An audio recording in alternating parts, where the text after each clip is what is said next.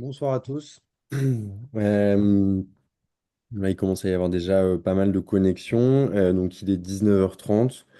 Bienvenue à tous pour ce webinaire commun entre l'ANJMIR, l'Association nationale des jeunes MIR, et le Collège des cardiologues en formation pour une première édition, donc en partenariat avec ces deux associations de jeunes praticiens, avec une thématique sur les troubles du rythme en soins critiques, avec deux topos. Un premier topo sur le diagnostic et la prise en charge de l'orage rythmique, qui sera présenté par le docteur Uriel Sora et le professeur Rodrigue Garcia, et un deuxième topo sur les troubles du rythme supraventriculaire en soins critiques par le docteur Vincent Labbé. Donc, je vais laisser je co-anime ce webinaire avec Anis El Idrissi, qui est le représentant du Collège des cardiologues en formation. Et avant de laisser la parole, je vais juste vous rappeler de bien couper vos micros. Là, je vois qu'il y a quelques micros qui ne sont pas coupés. Si vous pouvez vraiment faire l'effort de les couper. Parce que moi, je n'y arrive pas à votre place. Et donc, juste pour présenter rapidement les deux premiers orateurs, donc le docteur Uriel Sora, il est chef de clinique en réanimation médicale à très forte orientation cardiologique à la Pitié-Salpêtrière à Paris, les desks DES de cardio, desk réamed, donc vraiment pleinement dans la thématique de ce soir. Et on a la chance aussi d'avoir le professeur Rodrigue Garcia, qui est PUPH de rythmologie à Poitiers. Et donc, je vous laisse la parole pour la première partie, consacrée donc à la prise en charge enfin, au diagnostic et à la prise en charge de l'orage rythmique. Auriel, je crois que c'est toi qui commences. Je te laisse partager ton écran. Tout à fait. Merci, oui, pour l'introduction. Il faut que tu me permettes de partager mon écran. Euh, Vas-y, t'arrives là ou pas? Hop, hop, hop, ça devrait être bon. Vous voyez bien là? Ouais, c'est bon, on voit. Ok. Et ben bonsoir à tous. Donc, vous avez vu, il y a un petit lien Woodclap sur lequel vous allez pouvoir interagir. Je vous ferai passer les questions en temps voulu. Donc, je vais vous présenter un cas qu'on a eu dans le service récemment. Bon, bah, l'idée, c'est voilà, c'est un peu de reprendre un petit peu les principaux points qu'on a fait, agrémenté de très peu de théorie, puisque ce sera le professeur Garcia qui prendra la suite.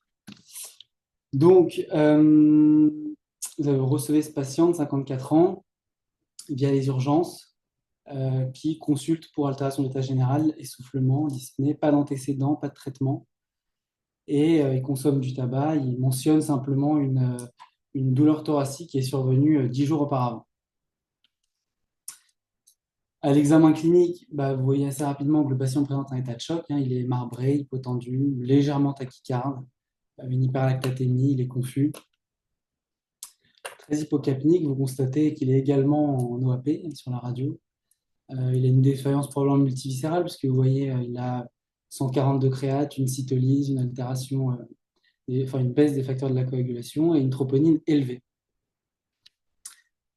Vous avez son électrocardiogramme qui est présenté ici. Bon, vous voyez qu'il y a un sus-décalage du segment ST dans le territoire antérieur, mais ce que vous voyez surtout, c'est qu'il y a des zones Q dans tout le territoire antérieur. Il n'y a probablement pas d'argument pour quelque chose d'aigu compte tenu de ces zones Q, mais également dû au fait qu'il n'y a pas de miroir. Et puis l'anamnèse.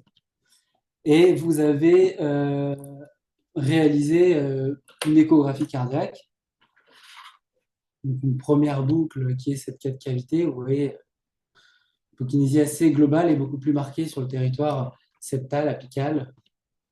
Vous avez une deuxième échographie qui est celle-ci. Vous voyez la paroi antérieure avec les segments principalement apicaux, l'apex, mais également la paroi inférieure au niveau de l'apex qui sont sévèrement altérés, voire un peu akinétiques avec un début de remodelage. Vous mesurez son ITV, il a à peu près 10 d'ITV sous-aortique, donc il est franchement en bas débit cardiaque, et donc on peut parler a priori de choc cardiogénique. Et vous avez réalisé une coronarographie, qui est celle-ci. Bon, globalement, vous voyez que l'IVA, il n'y a plus d'IVA. Il y a une bourse CX, mais l'IVA, elle s'arrête, une occlusion de l'IVA proximale.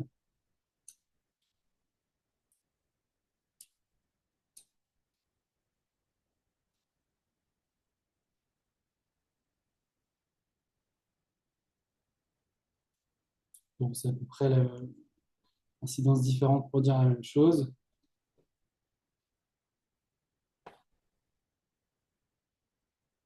Voilà. Et bon, globalement, échec de revascularisation. L'occlusion est infranchissable. Donc, on a admis ce patient en réanimation, on a débuté une ventilation invasive puisqu'il était en OAP, et on a mis d'emblée de la dobutamine, alors 10 gamma d'emblée, c'est beaucoup, et on a mis un peu de noradrénaline parce qu'il était hypotendu, avec du Lasix. Donc là, pardon, bon, il est admis en réanimation. Quelques heures plus tard, bah, on est appelé pour cet épisode-là. Donc le malade, il a une perte de contact avec cet électrocardiogramme. Bon, je ne vous fais pas l'affront de vous rappeler enfin, vous mentionnez qu'il est en arrêt cardiaque, une TV sans contact, sans pouls. Le patient, il reçoit bah, voilà, une défibrillation, 3 chocs, 6 minutes de low flow, il est intubé, un peu de cordarone. Et globalement, le malade est initialement assez stable, puisque la noradrénaline ne bouge pas trop et le lactate reste à peu près stable. Première question que je vous pose, alors il faut que je lance le boucle là, ce sont celles-ci. Vous pouvez avoir le lien là. Euh, Normalement, Louis, dis-moi si ça marche. Là, on n'a pas encore la question sur le hooklap. Parce Faut que que je tu l'ai la lancé. Vous n'avez pas la question là? Parce que moi, j'ai même le compte à rebours qui est lancé.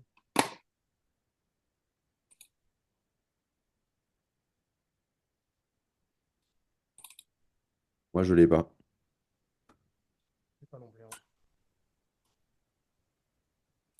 Ah,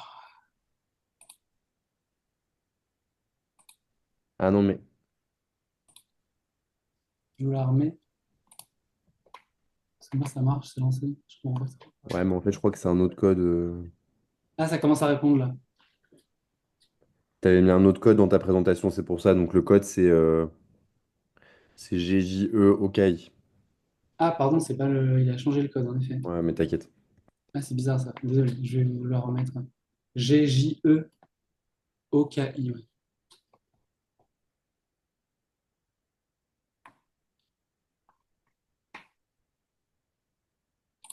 Et je vous redonne 30 secondes parce que j'étais un peu.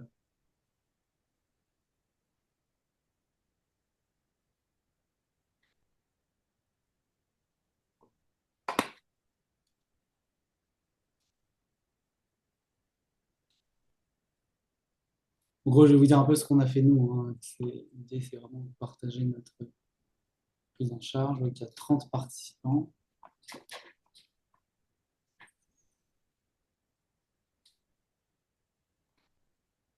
OK. Globalement, alors attends, il faut que je repasse sur le partage. Hop. Donc, il y a pas mal de personnes qui ont dit recontrôle de la choro. Recherche des troubles ioniques, c'est très bien. Globalement, nous, ce qu'on a fait, c'est ça. Donc, réduction de la dobutamine et recherche et correction d'un trouble ionique. Pourquoi est-ce qu'on n'a pas recontrôlé la choro? En fait, quelques heures avant, le malade, vous avez vu que l'occlusion était infranchissable. On n'a pas mis de stent. Je vois pas ce qu'on peut penser de, enfin, thrombose aiguë de stent ou nouvelle thrombose comme ça, alors que la CX était assez lisse. Je vois pas ce que le coronagraphiste pourra faire de plus, et dans la pratique, c'est ça, hein, ils peuvent rien faire de plus. Ils ont vu il y a 2 heures qu'ils ne peuvent pas passer, ils y repasseront pas. Évidemment, la son d'entraînement et l'isuprel, c'est pas du tout indiqué dans ce contexte-là, on en reparlera un petit peu plus tard. L'assistance circulatoire, 0%, mais ça c'est normal, il est stable à ce niveau, et évidemment, trouble ionique à chaque fois. Quelques heures après, dans la même soirée, voilà ce qui se passe pour notre patient. Vous avez la télémétrie qui montre que bah, le malade il est choqué à peu près 15 fois en l'espace de quelques minutes. Il se dégrade assez sévèrement sur le plan hémodynamique, avec la noradrénaline qui augmente franchement, le lactate qui augmente également à 9 millimoles par litre. Et le malade il est complètement sidéré parce qu'il a été sous-sortique à 5. Donc, une franche dégradation sur le plan hémodynamique. Et donc, je vous emmène à la deuxième question. Donc, la voici. GJEOKI, c'est toujours la même chose. Je ne sais pas pourquoi il y a UTY.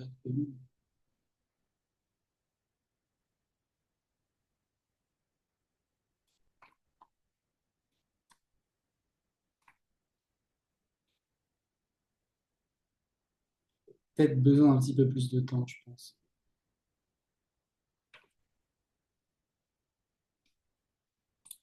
Je laisse 30 secondes de plus.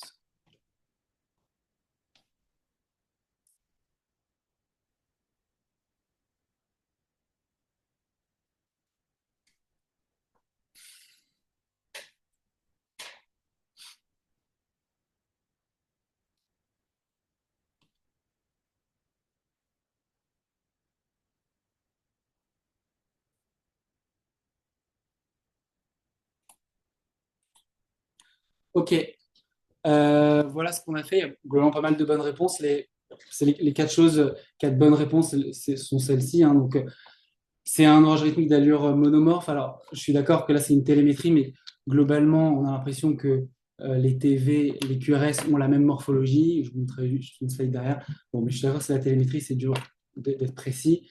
Forme monomorphe est la plus présente et la plus fréquente des manifestations de l'orage rythmique, c'est vrai. Survient le plus souvent sur fond de cardiopathie structurelle, ça c'est vrai aussi. Donc, vous verrez, je vous mettrai une toute petite slide derrière. Et il existe systématiquement une dysrégulation du système autonome, c'est également vrai. Donc, c'est un orage rythmique, plus de 3 TV distinctes soutenues ou une TV incessante. Et vous voyez, donc, c'est important de différencier, soit monomorphe, c'est la même forme, soit polymorphe, c'est des formes différentes. Et sans rentrer trop dans le détail, c'est important, ne serait-ce que pour l'orientation étiologique. La plupart du temps, les orages rythmiques sont monomorphes et la plupart du temps, ils sont associés à des cardiopathies structurelles.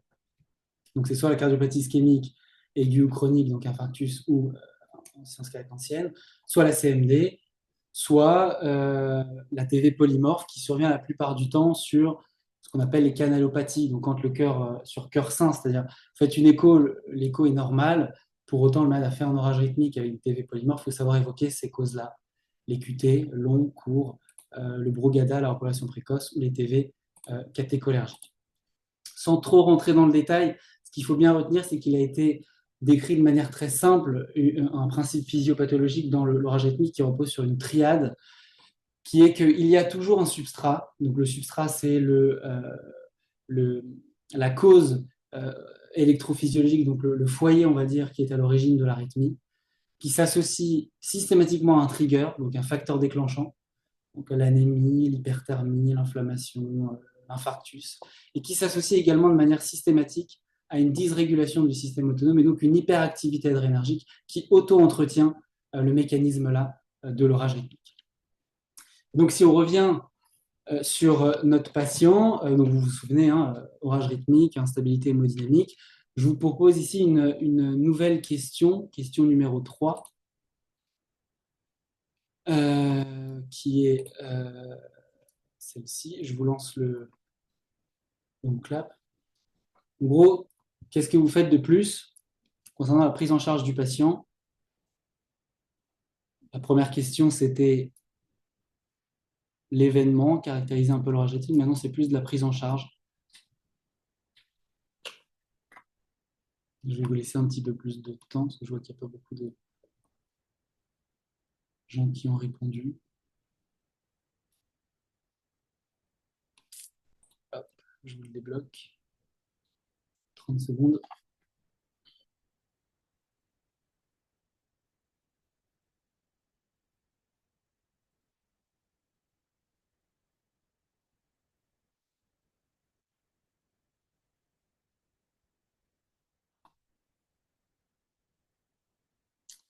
Ok, 10 secondes.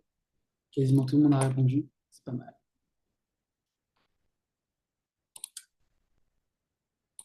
Ok, donc voici les bonnes réponses qu'on a fait et ce qui aurait été faisable.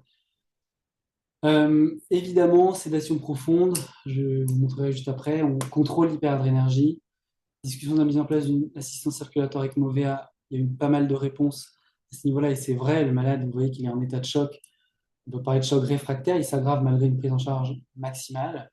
Il y a un lactate qui s'élève, un débit K qui est franchement altéré. Et c'est dans ce contexte que les bêta-bloquants IVSE sont pas indiqués. C'est-à-dire que une fois que le malade est mis sous ECMO, ça peut se discuter. Tant que le malade n'est pas stabilisé, les bêta-bloquants, vous pouvez franchement aggraver les choses. C'est pour ça que j'avais remis volontairement la slide, hein, les 9 de lactate, 6 ou 8 de noradré, IMI-TV franchement altéré. Là, les choses peuvent que s'empirer avec des bêta-bloquants. La sonde d'entraînement électrosystolique, pareil, en fait, on a du mal à croire que, vu l'instabilité, certes rythmique, mais hémodynamique, ce soit l'urgence.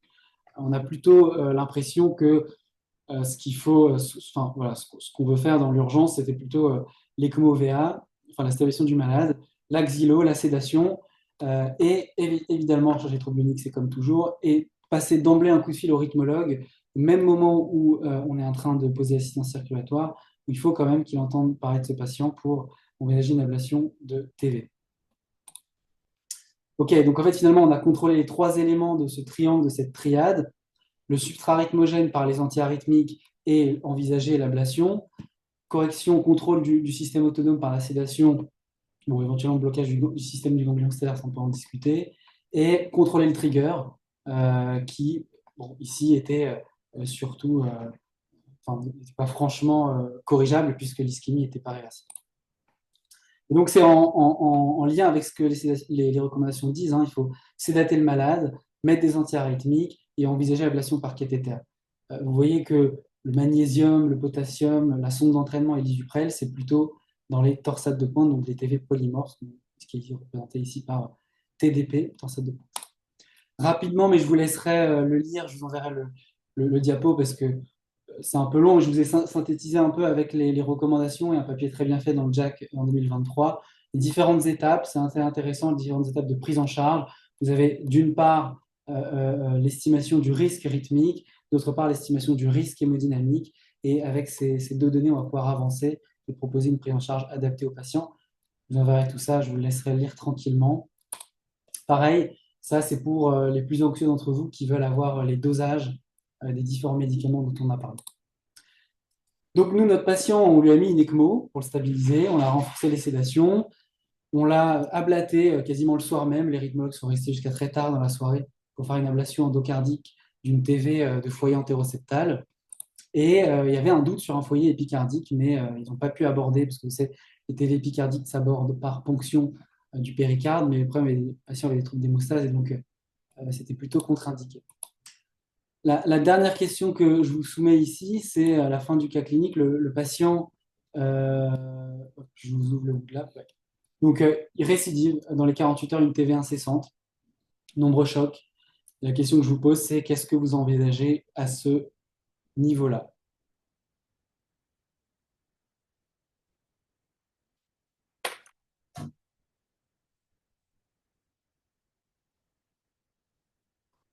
Je vais vous redonner 30 secondes. De toute façon, ça sera terminé juste après.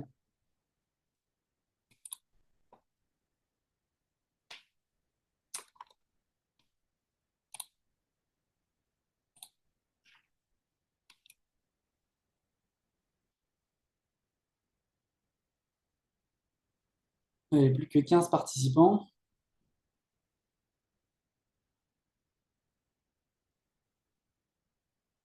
10 secondes.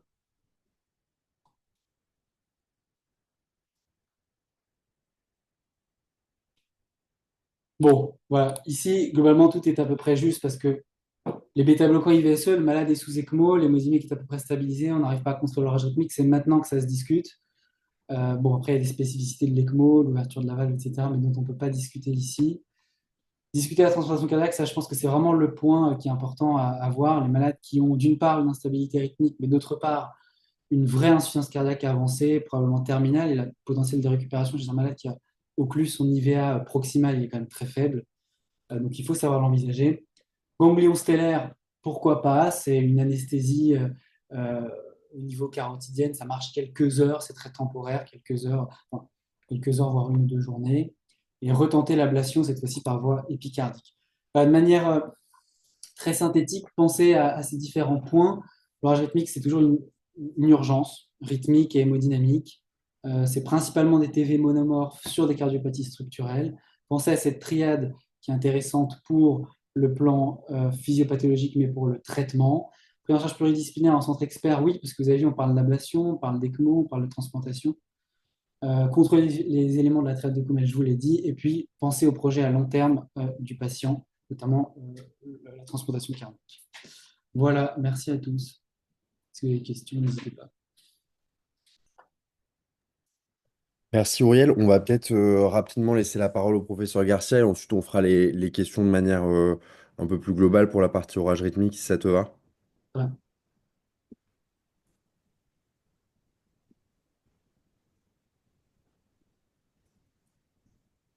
Bonjour à tous.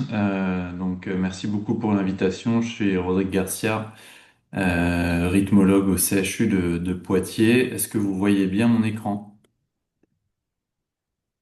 Oui, c'est parfait. Super.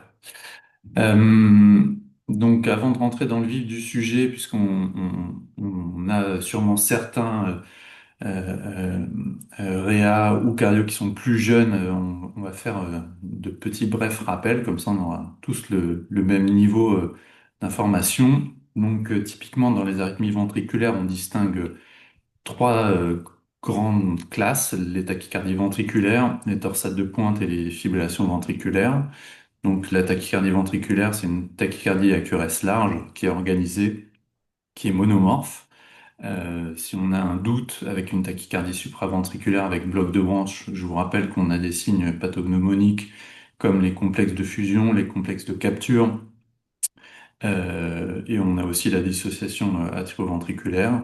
On a d'autres signes qui sont un peu moins fiables, mais qui sont quand même importants. C'est comme la positivité en AVR, la concordance électrique, ou la pente initiale du QRS qui est plus douce. Ensuite, les torsades de pointe, c'est toujours une tachycardie à QRS large, qui cette fois-ci sera polymorphe, mais toujours ample, avec tantôt une positivité, puis une négativité. Et donc tout de suite, devant une torsade de pointe, on doit penser hypokaliémie ou QTLO. Et enfin, la fibrillation ventriculaire. Donc, c'est l'anarchie complète au niveau des ventricules, une activité très très rapide et polymorphe. Quelques rappels également sur le défibrillateur cardiaque. Contrairement au stimulateur cardiaque, dont le but est de stimuler le défibrillateur cardiaque, son but essentiel, c'est de bien détecter, parce qu'il va devoir discriminer le rythme normal d'une tachycardie ventriculaire ou une fibrillation ventriculaire. Et on va le régler selon certaines zones, ce qu'on appelle des zones de détection, une zone moniteur, une zone de TV et une zone de FV. Et on va lui dire de manière arbitraire, entre par exemple 180 et 200, tu vas considérer ça comme la zone de moniteur, et donc tu vas juste surveiller et enregistrer, mais tu vas pas forcément traiter. On va lui dire, ta zone de TV, ça sera entre 200 et 220, donc dans cette zone tu vas détecter et traiter, et souvent on va programmer ce qu'on appelle des stimulations antitachycardiques, c'est-à-dire une stimulation plus rapide que la tachycardie pour arrêter l'arythmie. Puis si ça marche pas, on programmera un choc toujours dans cette zone de TV. Et enfin, dans la zone de FV, puisque la fréquence qu'on a programmée sera plus rapide, au-dessus de 220 ou 240 battements par minute, on va lui dire, là, tu vas choquer d'emblée, parce qu'on considère que à cette fréquence-là, la probabilité que ce soit une arythmie ventriculaire responsable d'une dégradation hémodynamique, elle sera plus importante. Mais attention, ce sont des faux amis, on peut très bien avoir une TV très rapide en zone de FV. Et donc ces thérapies, elles vont être soit appropriées, c'est-à-dire que le patient a correctement discerné le trouble du rythme ventriculaire et il l'a traité comme on lui avait demandé de le faire, ou ça va être inapproprié, c'est-à-dire qu'il va se faire leurrer soit par une tachycardie supraventriculaire ou des bruits, des parasites qui peuvent être extérieurs ou par exemple des myopotentiels. Dans les défibrillateurs cardiaques, je rappelle brièvement que on a différents types de défibrillateurs cardiaques. Historiquement, on avait le défibrillateur transveineux où on a une sonde qui passe dans le système vasculaire et qui va jusque dans le ventricule droit. Et donc, on pourra stimuler si le cœur est trop lent. On pourra faire une stimulation anti-tachycardique si le patient est en TV. Mais attention au risque infectieux et au risque de fracture de sonde qui est un peu plus important. Depuis 2012, on a le défibrillateur cardiaque sous-cutané, ce qu'on appelle le SICD, qui, contrairement au défibrillateur transveineux, n'a pas de sonde dans le système vasculaire. Donc on a moins de risques infectieux, moins de risques de fracture de sonde, mais le pendant négatif, c'est qu'on ne va pas pouvoir stimuler en cas de bradycardie ou en cas de stimulation antitachycardique. Depuis 2 ans, on a également ce qu'on appelle le défibrillateur extravasculaire. On le reconnaît grâce à la forme de sa sonde qui est un peu en zigzag, où là, la sonde n'est pas au-dessus du sternum, entre la peau et le sternum, mais sous le sternum, c'est-à-dire entre le cœur et le sternum. Et là, on va avoir un peu le même fonctionnement que le défibrillateur sous-cutané, sauf que lui, il va pouvoir stimuler en cas de tachycardie, mais il ne pourra pas stimuler de manière prolongée pour des bradycardies. Voici un exemple de stimulation antitachycardique. Donc là, on a les EGM d'un défibrillateur. La première ligne, c'est l'EGM au niveau de la sonde atriale. La deuxième ligne, au niveau de la sonde ventriculaire. On voit que la fréquence ventriculaire est plus rapide que la fréquence atriale, qu'il détecte bien cette fréquence comme étant rapide et qu'il va essayer de stimuler à plusieurs reprises jusqu'à arrêter la tachycardie. Et donc, ça peut donner cet exemple-là sur un électrocardiogramme de surface réalisé par un ATP. On a une tachycardie ventriculaire et l'appareil stimule plus rapidement pour arrêter la tachycardie. Ici, un exemple de choc électrique, canal atrial, ventriculaire droit, ventriculaire gauche, TV, assez irrégulière, rapide, et au bout d'un certain temps, il va délivrer un choc électrique pour rétablir un rythme sinusal. Et enfin, ça, c'est un exemple de choc inapproprié où on a une espèce de bruit qui est enregistré, donc qui va leurrer le défibrillateur, et le défibrillateur va penser que c'est une arythmie ventriculaire et va envoyer un choc électrique à tort. Donc maintenant, on en vient à nos moutons. L'orage rythmique, comme l'a dit Sora, c'est au moins 3 TV ou EV en moins de 24 heures, dans un intervalle au moins de 24 heures. Ça peut être aussi bien des tachycardies ventriculaires que des fibrillations ventriculaires. Et si le patient est porteur d'un défibrillateur cardiaque, ça va être 3 thérapies appropriées par le défibrillateur, que ce soit des stimulations antitachycardiques ou des chocs électriques. Donc, c'est quand même une définition qui est consensuelle, mais qui est très hétérogène, parce qu'on peut avoir, comme à gauche, on voit sur ce relevé de défibrillateur 4 épisodes de tachycardie ventriculaire qui ont eu lieu le même jour et qui ont tout été traités de manière efficace par un ATP. Donc, le patient, ça se trouve, il n'a rien senti du tout. Au cas de droite, qui est une tachycardie extrêmement rapide, polymorphe, subentrante. Donc, on a quand même une hétérogénéité clinique importante sous ce terme orage rythmique. La physiopathologie, on l'a déjà évoqué. Il faut savoir que l'incidence, ça concerne à peu près 5% des patients qui sont implantés d'un défibrillateur cardiaque en prévention primaire et 20% des patients qui sont implantés en prévention secondaire. Et qu'on sait que les patients qui ont un orage rythmique, ils sont associés à plus de hospitalisation, bien sûr, mais c'est aussi un tournant dans la maladie parce que on sait que ça augmente de manière significative la mortalité, et ce d'autant plus que l'orage rythmique arrive rapidement. Comme l'a dit Sora, ce qui est le plus souvent rencontré, ce sont des tachycardies ventriculaires monomorphes. Et la grande majorité, à peu près 75% des étiologies, sont la maladie coronarienne. Les cardiopathies dilatées, c'est à peu près 10 à 15%, et les canalopathies également 5 à 10%. La prise en charge, donc ça c'est une autre diapo pour la prise en charge. Donc La première chose, ça va être de rapprocher le patient d'une réanimation et, si possible, d'un centre qui est capable de faire de l'ablation de tachycardie ventriculaire. Ensuite, il va falloir absolument s'acharner à avoir un électrocardiogramme 12 dérivations du trouble du rythme pour comprendre, d'une part, son mécanisme, sur quoi il démarre. Est-ce que c'est sur une ESV et ensuite une fibrillation ventriculaire, ou est-ce que c'est une tachycardie ventriculaire vraiment monomorphe? Et si c'est le cas, savoir où est la sortie de cette tachycardie ventriculaire, parce que ça va nous permettre de planifier une éventuelle ablation par la suite. Ensuite, on va essayer de reprogrammer le défibrillateur pour éviter que le patient se prenne des chocs itératifs qui va augmenter le tonus adrénergique. On va essayer de rechercher une cause réversible, comme un syndrome coronarien aigu ou une hyperthyroïdie. Et ensuite, il va falloir donner un traitement antiarythmique. Donc, le traitement antiarythmique que l'on va donner en première intention, ce sont les bêta-bloquants. Ensuite, l'amiodarone. Et enfin, si c'est une cause ischémique, de la lidocaïne.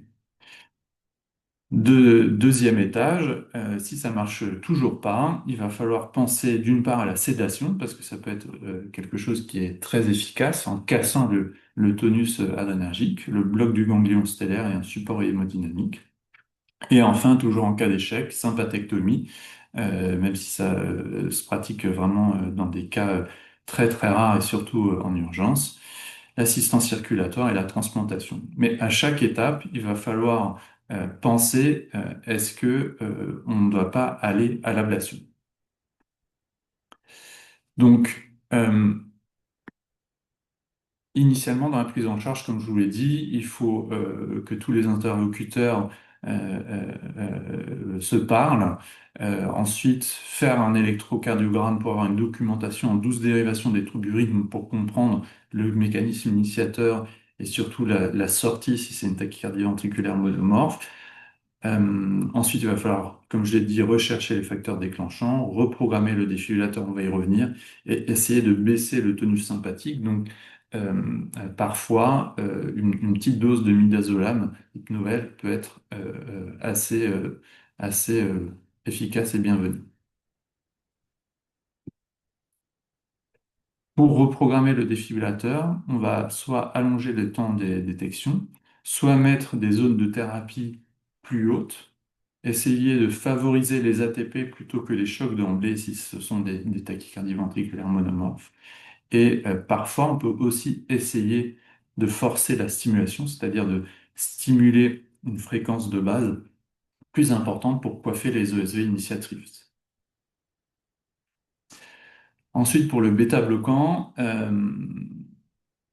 on a une multitude de bêta-bloquants et souvent on ne sait pas lequel utiliser. Et en fait, on a une étude qui est parue dans JACC en 2018 qui montre que le propranolol est plus efficace que le métoprolol en cas d'orage rythmique. Donc, si un bêta-bloquant à favoriser, ça sera plutôt ce propranolol. Et deuxièmement, un autre bêta-bloquant qui peut être assez intéressant, c'est l'esmolol par sa rapidité d'efficacité et aussi la demi-vie qui est très courte. Ensuite, l'amiodarone. L'amiodarone, il ne faut pas avoir peur de l'utiliser, même si le patient était déjà traité par amiodarone péros.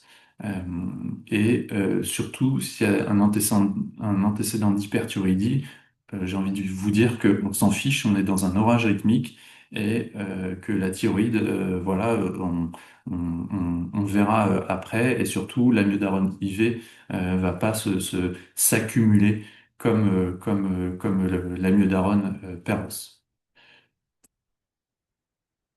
Ensuite, la sédation, ça c'était un travail de Raphaël Martins de Rennes qui était très important et qui avait montré qu'en fait la sédation, c'est jamais trop au bout de combien de temps il faut évaluer son efficacité. Là, clairement, au bout de 15 minutes, on pouvait voir si les patients étaient répondeurs ou non et on avait à peu près 50% de patients répondeurs à la sédation. Donc c'est un élément important qui peut parfois nous sauver.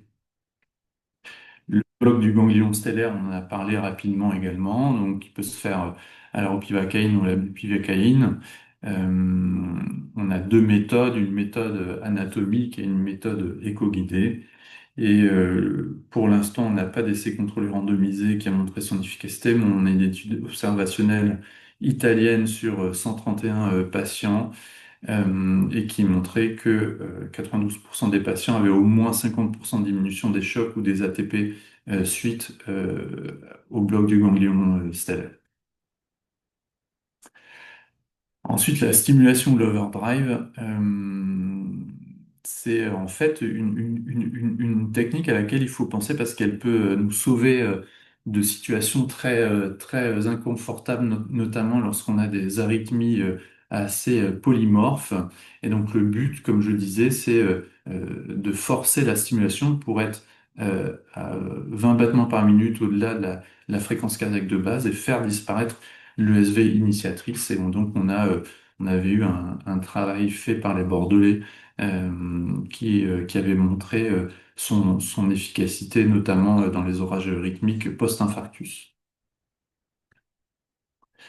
Maintenant, on va en venir à l'ablation de tachycardie ventriculaire. Donc, comme je vous l'ai dit, ce qui est vraiment primordial, euh, c'est d'avoir un électrocardiogramme 12 dérivations pour comprendre le mécanisme, pour savoir où est la sortie de la TV, donc bien planifier la procédure. On a depuis quelques années l'utilisation de l'imagerie qui va permettre de donner des informations, mais c'est peu adapté quand même dans les cas d'orage rythmique où on est dans une situation d'urgence. Par contre, si le patient a déjà eu une imagerie au préalable, pourquoi pas?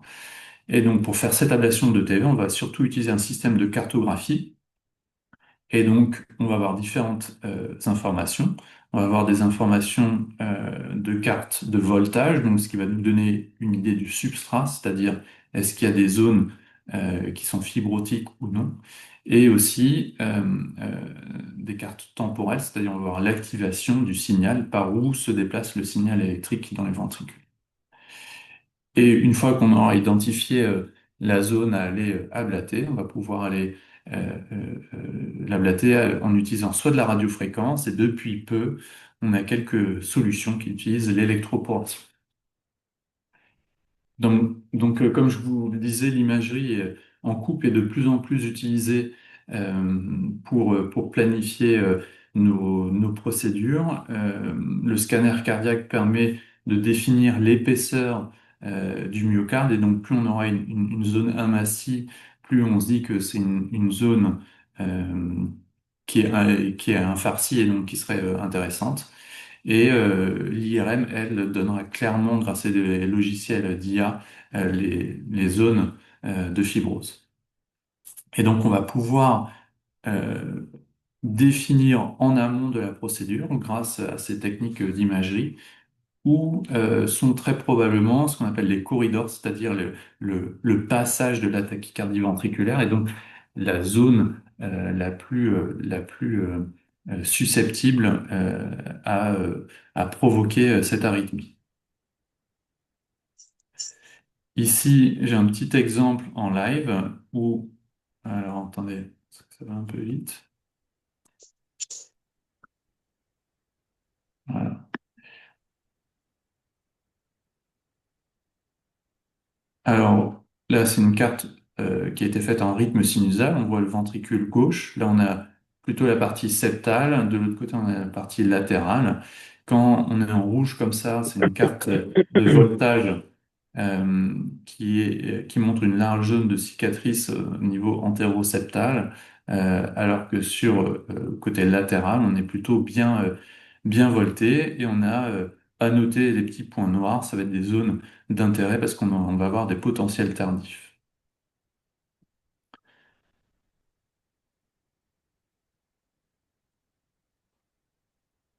Ok, ça c'est la même chose.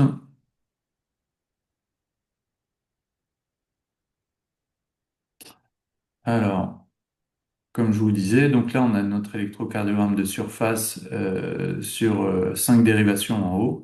Et ensuite on va avoir les EGM endocavitaires.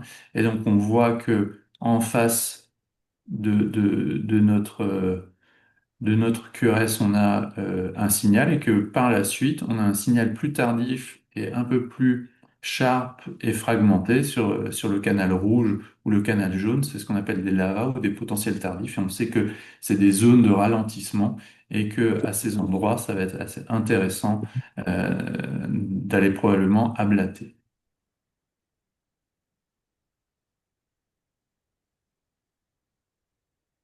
Ensuite, une fois qu'on a fait une première reconstruction de notre ventricule et qu'on a fait une carte de voltage, on va essayer de déclencher la tachycardie et de mapper, de faire une cartographie en tachycardie. Donc là, on déclenche une tachycardie qui est plutôt latérale, antérolatérale, enfin la sortie est antérolatérale. Et on va aller déplacer notre cathéter de mapping pendant la tachycardie pour essayer de voir quel circuit emprunte la tachycardie. Et donc là, on voit que la tachycardie passe au niveau d'un isthme, ici, qui est ici, entre deux zones de cicatrices qui sont de part et d'autre. Et donc, si on arrive à ablater au niveau de cet isthme-là, en général, on va avoir un taux de succès qui sera plutôt très bon.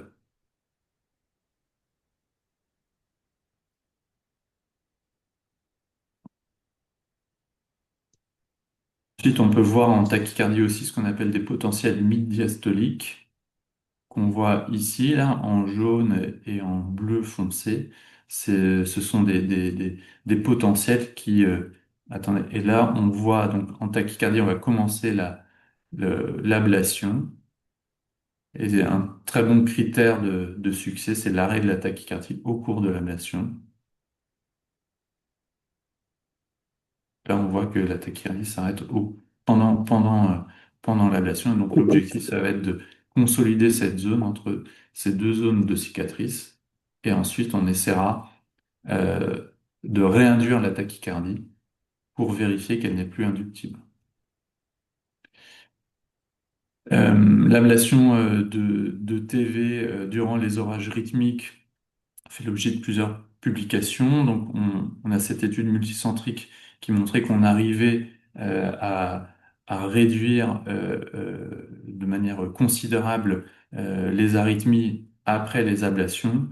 Mais je pense que ce qui est encore plus important, c'est ce diagramme à droite qui montre que plus on va traiter l'arythmie tardivement, plus on va faire l'ablation tardivement, moins bons seront les résultats, plus on aura de décès intra-hospitaliers.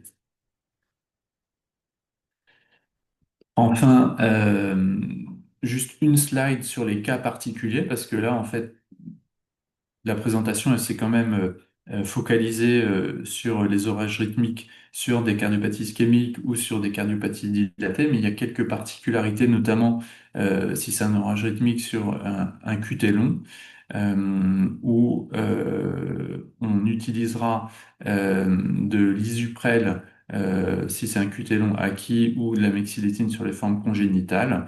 La stimulation temporaire va être assez intéressante dans ces cas-là. Et surtout, il faut contre-indiquer les antiarythmiques de classe 3 qui vont eux-mêmes allonger le QT de manière significative et vont faire que aggraver les choses. Et dans le syndrome de Brugada, il faut savoir que l'isuprel est aussi décrite comme une thérapeutique, même si, enfin voilà, un orage rythmique sur un syndrome de Brugada, c'est vraiment quelque chose d'extrêmement rare. Donc, en conclusion, l'orage rythmique, c'est une situation qui requiert une prise en charge multidisciplinaire. Il sera important de faire un électrocardiogramme de la tachycardie pour comprendre le mécanisme et planifier une éventuelle ablation. Il sera important de baisser le tonus adrénergique en reprogrammant le défibrillateur pour éviter les chocs itératifs et sédater le patient. Et enfin, discuter d'emblée l'ablation par radiofréquence, parce qu'on avait bien vu que si on la faisait trop tard, forcément les taux de succès étaient moins bons. Je vous invite à lire ce document de la Société européenne de rythmologie qui est paru l'an dernier justement sur les orages rythmiques. qui est en accès libre sur Europace. Europace, c'est la revue scientifique de rythmologie européenne. Et je profite de ma dernière slide pour faire un peu de pub sur le webinaire du groupe de rythmologie qui aura lieu le 6 mai et auquel vous pouvez vous inscrire. Merci beaucoup pour votre attention. Merci beaucoup, professeur Garcia, pour votre topo très très complet et extrêmement clair, qui permet d'avoir en plus une illustration de ce que vous faites en rythmologie, ce qui, je pense, pour les internes de cardio et encore plus pour les réanimateurs, reste assez mystérieux. Donc, merci beaucoup. Est-ce qu'il y a une ou deux questions juste rapidement avant de laisser la parole au docteur Labbé sur le chat? S'il n'y en a pas, moi j'en ai juste une petite ou deux. La première chose, c'est juste sur un plan très pratique sur la gestion de l'orage rythmique à la phase aiguë. Vous avez tous les deux parlé donc de la correction des troubles ioniques. Est-ce que vous fixez des cibles particulières, notamment en termes de kaliémie à la phase aiguë de l'orage rythmique? Et est-ce que ces cibles dépendent peut-être de l'étiologie, puisque Auriel avait insisté sur le fait que, en fonction de l'étiologie, l'intérêt d'une kaliémie un peu haute n'était pas forcément la même. Est-ce que vous avez quelque chose à dire là-dessus? Tu veux répondre, Auriel, ou j'y vais? Allez-y, allez-y. Honnêtement, pas d'objectif de kaliémie hyper différent d'une étiologie à l'autre, sauf si on a bien sûr un QT long où là on va vraiment s'acharner à avoir une kaliémie vraiment bien dans les bornes, mais sinon non pas forcément quoi. Après c'est ma vision de rythmologue qui peut être différent d'un cardiologue réanimateur, donc peut-être que tu peux avoir une autre réponse. Non, moi, je suis franchement assez d'accord, hein. C'est vrai que si c'est trop de monomorphe, en dehors d'une hypo, une vraie hypo, il n'y a pas d'intérêt. S'il a 4, 4, 1, il n'y a pas d'intérêt de le mettre à 5, quoi. Ok. Ok. Et juste pour finir, aucun de vous deux, même toi Auriel, n'a parlé du Prodilantin, qui est utilisé comme antiarythmique dans certains centres. Je ne sais pas si vous, professeur Garcia, c'est quelque chose que vous recommandez dans votre pratique. Pour être tout à fait honnête, je l'ai jamais utilisé.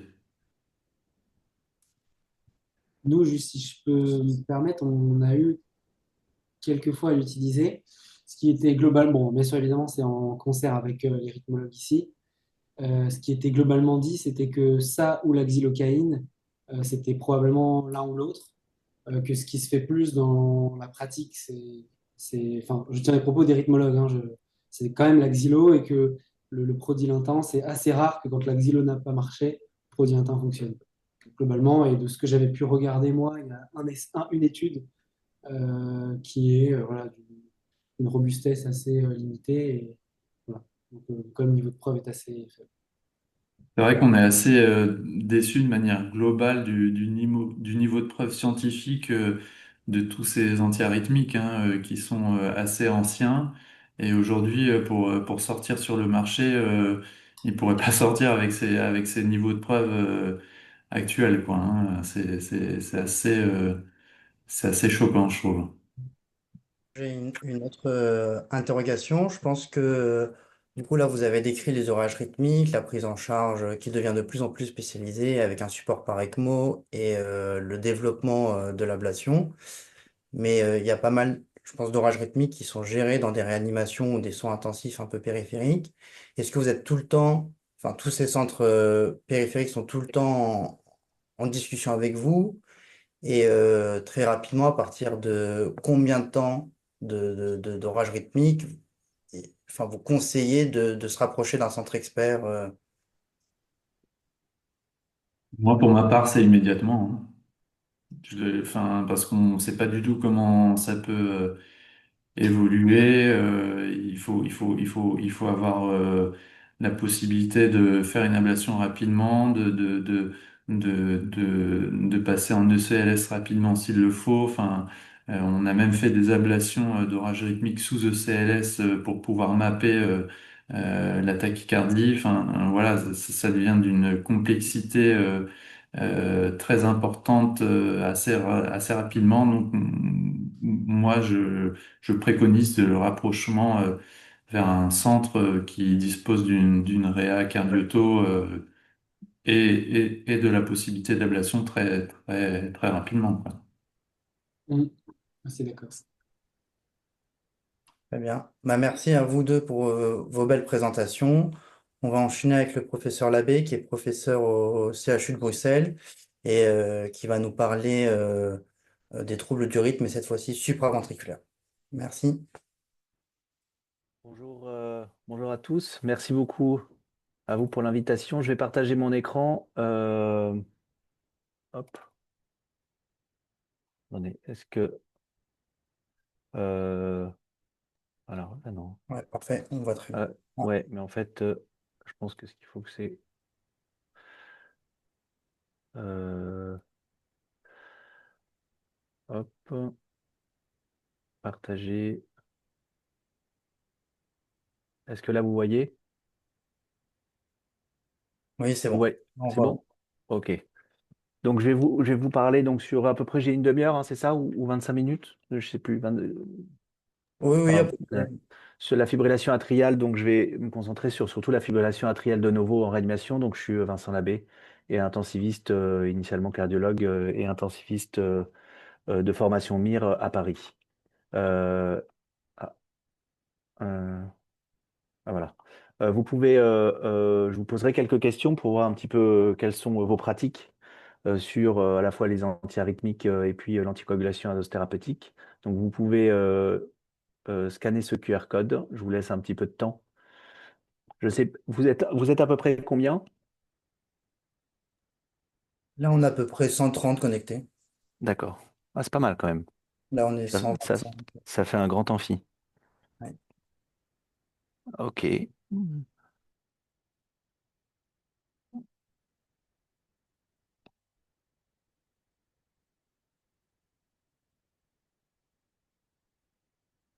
On va aller jusqu'à... Mais ça continue à scanner. Ça a l'air d'être encore un petit peu le cas. Et c'est juste que je sache, c'est 130 donc internes qui sont internes MIR, Et, du coup, des jeunes, cardio. internes et jeunes chefs, mire et cardio. D'accord, super. Ok. Ok. Donc, alors j'ai comme des liens d'intérêt potentiels avec cette présentation.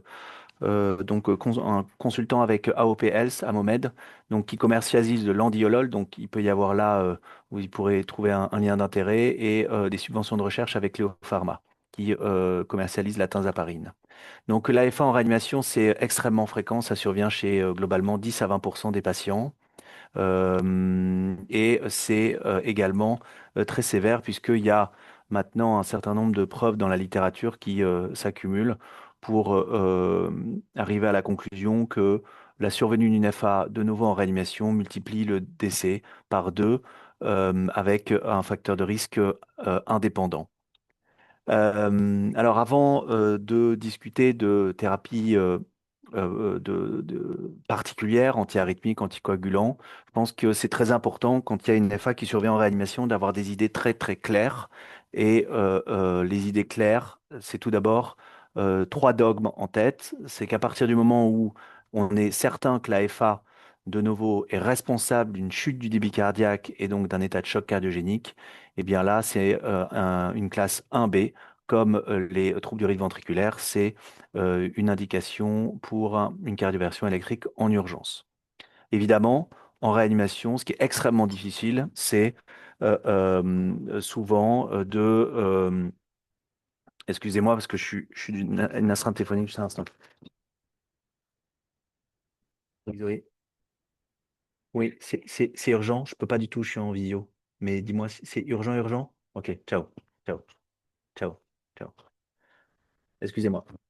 Euh, Ce qui est très difficile en réanimation, c'est de savoir si justement cette FA, parce que souvent elle survient chez les patients en état de choc septique, si la FA est responsable ou non d'une chute de débit cardiaque et d'un état de choc cardiogénique. Mais on verra ça par la suite. Le deuxième dogme indispensable, c'est de rechercher et traiter les facteurs associés, les facteurs précipitants, donc les triggers. Et c'est d'ailleurs pour ça que dans les nouvelles recommandations SC 2024, ils utilisent le terme maintenant de trigger induced atrial fibrillation pour mettre vraiment le paquet sur ces triggers. Puisque finalement, l'AFA de nouveau en réanimation n'est que la résultante de facteurs non modifiables. Ça, on n'y peut rien. Il y a un terrain à risque qui est à peu près le même terrain que les patients de cardiologie. Des facteurs structurels avec des cardiopathies structurelles, infarctus du myocarde, des cardiomyopathies dilatées en fin de course, de la myocardite, péricardite. Des facteurs associés, c'est-à-dire les facteurs euh, euh, qui sont responsables de l'hospitalisation en réanimation. C'est des facteurs qui peuvent être cardiaques, notamment les patients post-opératoires de chirurgie cardiothoracique, ou non cardiaques avec notamment le sepsis, les chirurgies non cardiaques, toutes les pathologies pulmonaires aiguës, pneumopathie, décompensation de BPCO, les patients rénaux, alcoolisation aiguë, thyrotoxicose. Et donc, il faut bien avoir en tête ces facteurs associés et surtout les facteurs précipitants qu'il va falloir rechercher de façon systématique, avoir une checklist dans la poche, dans la tête, avec les troubles hydroélectrolytiques, l'hypomagnésiémie, l'hypokaliémie, l'hyponatrémie, l'hypoxémie, les vasopresseurs et inotropes positifs, c'est-à-dire avoir les doses minimales efficaces à chaque fois, la présence d'un cathéter veineux central intrathoracique qui est poussé trop loin et qui vient taper dans l'oreillette droite, on pourra mettre toujours les tombereaux d'amiodarone, il suffira juste de tirer un petit peu le cathéter, donc regardez la radiothorax. Le remplissage vasculaire important qui peut dilater l'oreillette droite en augmentant la pression veineuse centrale et à l'inverse, l'hypovolémie. Et donc, il va falloir, de façon systématique, rechercher ces facteurs précipitants et les traiter. Et puis, le troisième dogme, c'est rechercher une cardiopathie sous-jacente. Ce n'est pas anodin de faire un épisode de FA de nouveau en réanimation, c'est grave, on l'a vu, et c'est associé de façon très fréquente à une cardiopathie sous-jacente. Donc, il faudra la rechercher par la clinique, l'électrocardiogramme, éventuellement une troponine et toujours une échographie transthoracique. En un, il faudra toujours avoir en tête la possibilité d'un syndrome coronarien aigu. Et puis ensuite, rechercher une cardiopathie valvulaire, une dysfonction ventriculaire gauche et une cardiomyopathie sous-jacente. Après la prise en charge de ces trois dogmes, qui est systématique pour tout patient qui présente une FA de novo, là, on va pouvoir s'attacher et rentrer dans les prises en charge spécifiques, qui sont de deux ordres. Le premier ordre, c'est la prévention du risque d'altération hémodynamique inhérent et dû à la fibrillation atriale de novo. Et le deuxième risque, eh bien, c'est le risque thrombotique et donc l'indication éventuelle d'une anticoagulation à dose thérapeutique. On va tout d'abord voir la prévention du risque hémodynamique, puisqu'effectivement, vous voyez sur ces deux études de patients en choc septique que la fibrillation atriale s'accompagne, on s'y attendait, d'une élévation significative de la fréquence cardiaque et eh bien, d'une chute de la pression artérielle moyenne, avec chez 41% une initiation ou une augmentation des vasopresseurs suite à la survenue de la fibrillation atriale. Dans cette étude, Klein en 2016, qui montre une baisse significative des doses, une hausse, pardon, significative des hausses de vasopresseurs 1 heure après la survenue de la fibrillation atriale. Donc, effectivement, la fibrillation atriale, c'est très fréquent, c'est sévère, avec un surrisque de mortalité, ça engendre une aggravation hémodynamique, et comment les réanimateurs, comment les cardiologues intensivistes traitent cette fibrillation atriale. Et donc on voit là, quand on regarde les séries observationnelles depuis 10-15 ans, on voit sur cette figure deux choses. Tout d'abord, vous voyez que la prise en charge est extrêmement hétérogène. Ça, c'est le premier point. Et ça, c'est dû au fait qu'on n'a pas de recommandations spécifiques chez nos patients de réanimation. Le deuxième point important, c'est de voir que globalement, la première molécule utilisée antiarythmique, c'est vraiment la myodarone, qui est utilisée, vous voyez, chez à peu près 2 tiers des patients. La seconde, c'est les bêta-bloquants, souvent plutôt dans un second temps.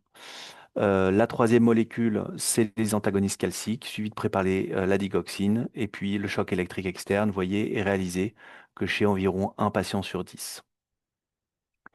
Et donc, vous voyez que cette prise en charge est extrêmement hétérogène. Et donc, on va essayer ensemble, même si il n'y a pas les recommandations qui permettent réellement de faire ça aujourd'hui en réanimation, mais de construire ensemble un algorithme de prise en charge hémodynamique et sur lequel on greffera ensuite la prise en charge du risque thrombotique. Donc, on a une FA de novo.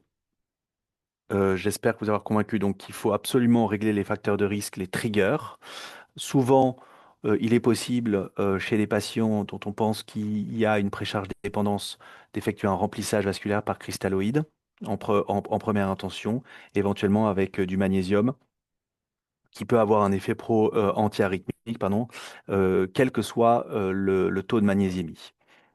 Et donc, ça peut être par exemple 2 grammes sur 20 minutes associé à un remplissage vasculaire dans des situations où on est probablement en précharge dépendance. Et puis ensuite, on a deux situations extrêmement différentes, évidemment. La situation où le patient est stable du point de vue hémodynamique, c'est-à-dire qu'il n'a pas de support par catécholamine. Et c'est la première situation qu'on va voir. Est-ce qu'il faut là faire un rythme contrôle ou un rate contrôle? Alors, on n'a évidemment aucune étude dans en soins intensifs. Et donc, si on se tourne vers les études en cardiologie, et là, on en a. Alors là, j'ai pris cette étude, il y en a un certain nombre, parce que ce sont des patients en FA et en insuffisance cardiaque, donc avec grévé d'une certaine morbimortalité. Et on voit là, et ça, vous le savez mieux que moi, qu'il n'y a aucun bénéfice à s'acharner à contrôler le rythme cardiaque par des antiarythmiques, notamment l'amiodarone, ni en termes de décès, ni en termes d'AVC, ni en termes d'insuffisance cardiaque. Par contre, eh bien, les patients dans le groupe RIC control ont des hospitalisations plus fréquentes, notamment dues aux effets secondaires et aux troubles conductifs induits par les traitements antiarythmiques. Alors, ce qui est intéressant, c'est que vous allez voir que ces résultats sont tout à fait identiques à ceux qui sont trouvés en périopératoire de chirurgie cardiaque par Guilinoff, New England en 2016, où là, il inclut des patients qui ont une FA de novo, il exclut les hémodynamiquement instables, et soit en rate control, où on peut utiliser bêta-bloquant, antagoniste calcique, bradycardisant ou digoxine, ou rate control, amiodarone ou choc électrique, si échec d'amiodarone, avec là des charges importantes d'amiodarone. Eh bien, là non plus, il n'y a aucune différence entre les deux stratégies, ni en termes de nombre de jours d'hospitalisation depuis la randomisation jusqu'à 60 jours, c'était le critère principal, ni en termes de réadmission, ni en termes d'événements indésirables comme les saignements ou les événements cérébrovasculaires thromboemboliques. Et donc, sur ces éléments-là, les recommandations 2019, qui sont les recommandations spécifiques en soins intensifs, enfin en tout cas qui s'adressent plutôt aux patients en soins intensifs, qui reprennent également les recommandations cardiologiques de 2020, et je crois en 2024, mais si je suis pas sûr qu'ils aient repris ça en 2024, mais qu'en tout cas, en cas de, si, en cas de stabilité hémodynamique, eh bien, si le patient est asymptomatique, il est préférable d'effectuer un rate control avec comme molécule un bêta-bloquant, antagoniste calcique si la FE est supérieure à 40%, l'amiodarone et en vraiment quatrième position, la digoxine. Voyons désormais les patients qui sont en instabilité hémodynamique. Alors évidemment, si nous sommes certains au lit du patient avec l'échographie, avec éventuellement les techniques de monitorage invasif du débit cardiaque, ou semi-invasif, que l'AFA est responsable d'une chute de débit cardiaque et d'un choc cardiogénique, plus ou moins pur, mais en tout cas qui a vraiment une composante de choc cardiogénique, c'est une indication d'une cardioversion électrique en urgence. Le problème, c'est ces patients-là en choc septique parce que on voit qu'ils se dégradent sur le plan hémodynamique, mais on ne sait pas bien si c'est une cause-conséquence. Alors, dans cette situation, faut-il contrôler le rythme ou le rate, la fréquence ou le rythme cardiaque? Nous avons demandé ça à 350 intensivistes et donc je vais vous demander à vous comment vous allez traiter ce patient qui présente une pneumopathie aiguë communautaire en choc septique. Il n'a pas d'antécédent de FA, pas de cardiopathie valvulaire connue. Il fait une FA de novo de moins de 24 heures avec un rythme, donc une fréquence élevée à 140 battements par minute. Il a une pression artérielle moyenne à 65 mm de mercure, avec pour cela une noradrénaline à 2 mg/h. Quelle est votre stratégie là de prise en charge hémodynamique de l'AFA? Dans cette situation, vous faites une stratégie d'attente dans l'espoir d'une résolution spontanée.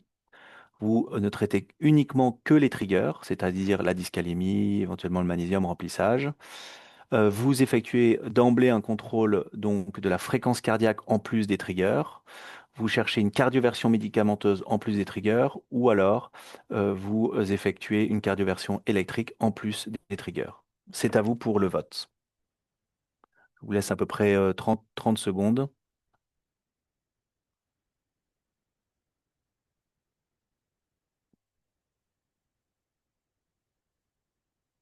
Donc vous êtes 30-40 à voter.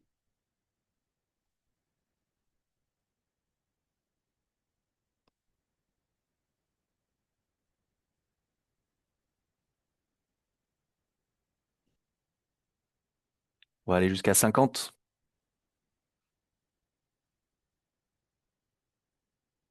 Allez, encore. C'est bon. Donc, vous voyez d'emblée que c'est extrêmement intéressant parce que bah, vos réponses sont très, très hétérogènes.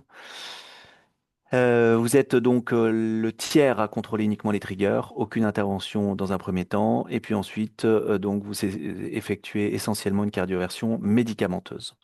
Donc voici donc les réponses des 350 intensivistes francophones qui ont répondu. Donc vous voyez que c'est à peu près, c'est pas très loin de vos réponses, c'est trigger et cardioversion médicamenteuse.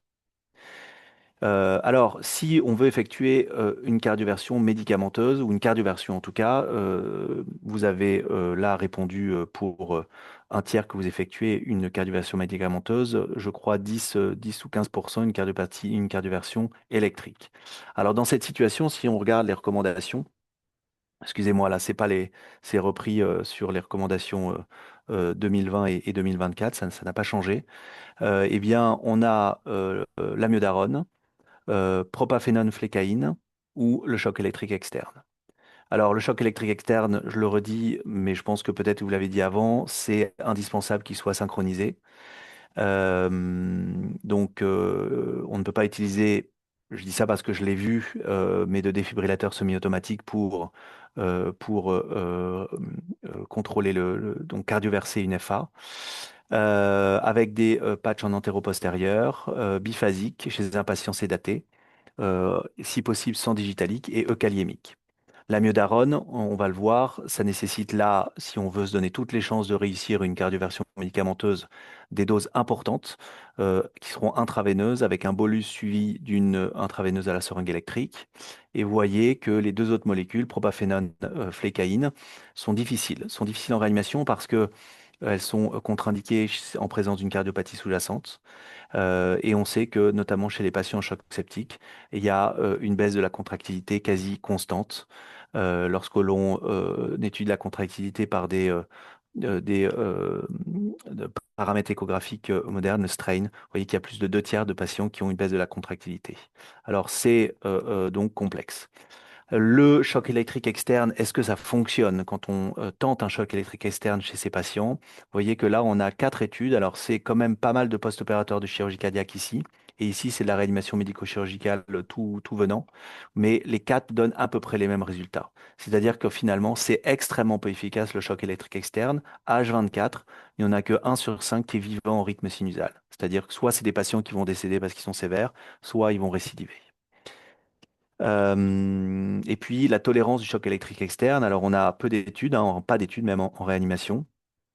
Néanmoins, sur cette étude de patients, 3143 patients de cardiologie qui ont une cardioversion sur une FA de novo de moins de 48 heures, on a quand même 0,9% d'accident thromboembolique. Dans la population diabétique et insuffisance cardiaque, ça monte à 9,8. Donc, c'est pas sans risque, il faut quand même avoir en tête le risque thrombotique du choc électrique externe et c'est assez peu efficace avec des récidives très très fréquentes. Alors, vous décidez finalement d'effectuer une cardioversion médicamenteuse. Quelle molécule choisissez-vous? L'amiodarone, le bêta-bloquant, l'antagoniste calcique, bradykardisant ou la flécainamide? C'est à vous.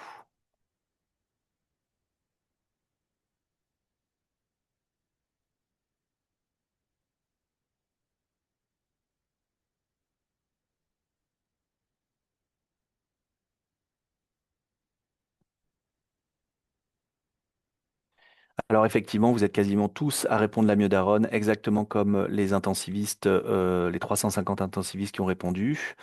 Et l'amiodarone, effectivement, eh bien, elle est vraiment la molécule numéro un utilisée en réanimation, notamment pour contrôler le rythme cardiaque. Elle sera nécessairement, comme je vous disais, de forte dose, avec une modalité d'administration intraveineuse pour avoir une action rapide. Si on utilise la voie entérale, le délai d'action est d'environ 5 à 7 heures, donc non compatible avec un patient en réanimation qui fait une FA rapide. Et il faut quand même avoir en tête les effets secondaires de l'amiodarone, qui seront différents des effets au long cours chez des patients traités avec une FA chronique, avec les effets notamment pulmonaires, thyroïdiens. Mais il faudra qu'on ait quand même en tête l'effet cardiovasculaire avec le risque de bradycardie sinusale extrêmement fréquent. Donc il faut savoir diminuer les doses, voire arrêter l'amiodarone quand la FA commence à se ralentir ou qu'il est en sinusale ralenti en dessous de 80, 70 et l'arrêter totalement quand on passe clairement en dessous de 50. Les troubles conductifs de haut degré, l'allongement du QT et l'effet torsadogène de l'amiodarone. Vous voyez ici en post-opératoire de chirurgie cardiaque, Guilinov avait quand même rapporté sur les 261 patients traités par amiodarone, eh bien, 7 poses de pacemaker, dont 1,4%.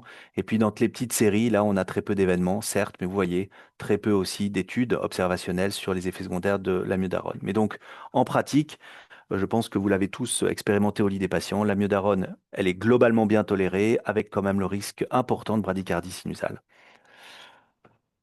Alors, le probafénone, même si il ne peut pas être utilisé en cas de cardiopathie sous-jacente et en cas de dysfonction VG inférieure à 35%, on a quand même un essai randomisé. C'est un des rares essais randomisés sur la question de FA de novo en réanimation chez le patient en choc septique et qui est sorti là en 2024 dans Intensive Care Medicine, qui compare eh bien, chez ces patients-là en choc septique avec une FEVG supérieure à 35%, le propafénone en dose de cardioversion versus amiodarone avec des fortes doses, vous voyez ici, de 600 à 1800 mg par 24 heures.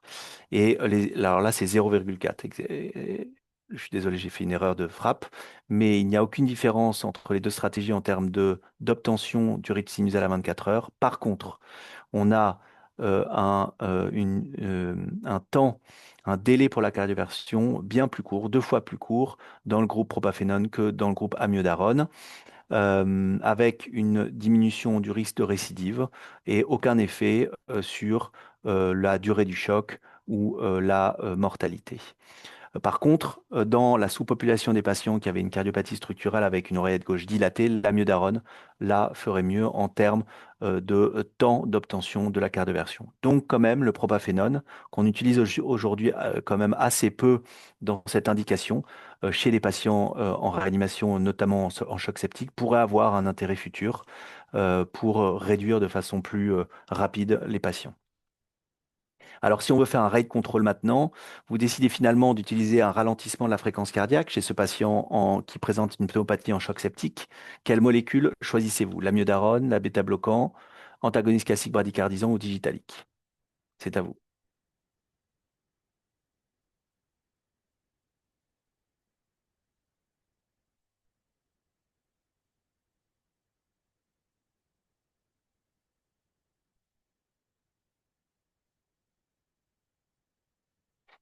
Alors, pour ralentir la fréquence cardiaque, là par contre, vous utilisez massivement plutôt les bêta-bloquants pour 2 tiers d'entre vous. Euh, et pour les autres, l'amiodarone et le digitalique.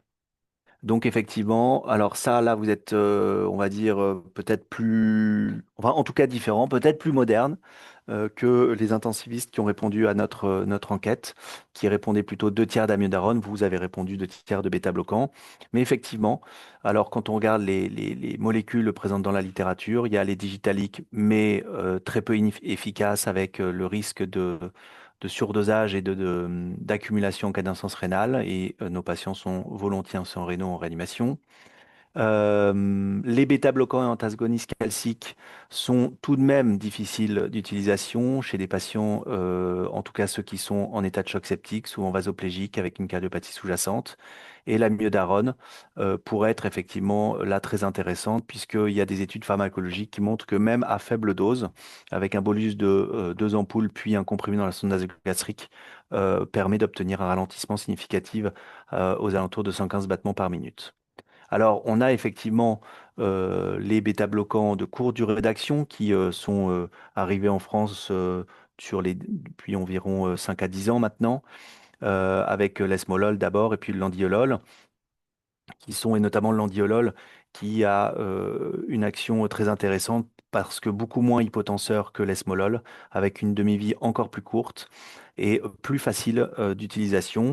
Cette étude-là, par les collègues de la réanimation MIR de Saint-Antoine, montre eh bien une efficacité du landiolol à ralentir l'AFH chez ces patients Covid-19. Vous voyez qu'avec une titration progressive eh bien, du dosage de l'andiolol en commençant à des toutes petites doses, 1 gamma kilominute, eh bien, on obtient sur les 24 heures un ralentissement significatif de la fréquence cardiaque et cela sans avoir d'aggravation hémodynamique, sans majoration des vasopresseurs et sans majoration des index biologiques ou cliniques d'un sens circulatoire aigu. Donc, en résumé, dans cette situation de choc septique, on pourrait avoir tout à fait une prise en charge de rythme contrôle qui se fera là plus par de la myodarone forte dose avec quand même sur cet essai randomisé dans ICM un avenir pour le propafénone à dose élevée également. Et puis si on choisit un rate control, c'est tout à fait possible. On utilisera plutôt là de la myodarone faible dose et éventuellement des bêta-bloquants IVSE avec là tout de même un niveau de preuve qui est relativement faible, notamment chez ces patients qui sont en choc septique et avec un certain nombre de données de la littérature qui rapportent quand même un warning sur l'utilisation des bêta-bloquants IVSE et chez les patients en choc septique. Et donc, c'est en tout cas pour ça qu'on effectue un essai actuellement en France et en Belgique qui randomise les patients entre 3 groupes, le contrôle juste des triggers, le contrôle de la fréquence cardiaque ou le contrôle du rythme cardiaque chez ces patients qui font une FA de novo en choc septique. On va avoir fini les inclusions d'ici quelques mois et j'espère pouvoir vous donner les résultats l'année prochaine. Alors maintenant, voyons la prévention du risque thrombotique par l'anticoagulation. Donc on revient à notre patient qui fait une pneumopathie. Donc il a une FA de novo de moins de 24 heures, il n'a pas de cardiopathie valvulaire et on décide une cardioversion médicamenteuse. Ce patient il ne présente pas de contre-indication à la mise sous anticoagulation à dose curative. Quand débutez-vous cette anticoagulation curative? Soit immédiatement dès la décision de la cardioversion, soit si la cardioversion échoue et lorsque la durée totale de l'épisode de FA est de plus de 24 heures, soit si la cardioversion échoue et lorsque la durée totale de l'épisode de FA devient de plus de 48 heures ou vous n'anticoagulez jamais ce patient. C'est à vous.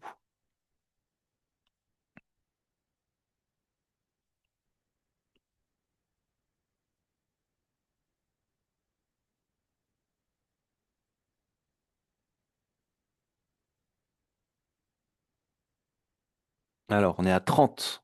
Peut-être qu'il y a un certain nombre qui sont partis dîner ou alors qui... Ah, 35. On va aller jusqu'à 40.